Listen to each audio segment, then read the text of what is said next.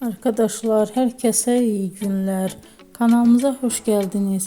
Bugün sizler için çok sevdiğimiz oyuncularımız Elçin Sangu ve Barış Arduç'dan güzel sempatik videolar hazırladık. Barış Arduç, Kuzgun, Kiralık Aşk, Alp Arslan Böyük Selçuklu, Dinle Sevgili, Hanımefendi bu dizilerde rol almış ve herkesin beğenisini kazanmıştır. Ben de sizler için onların romantik karelerini hazırladım.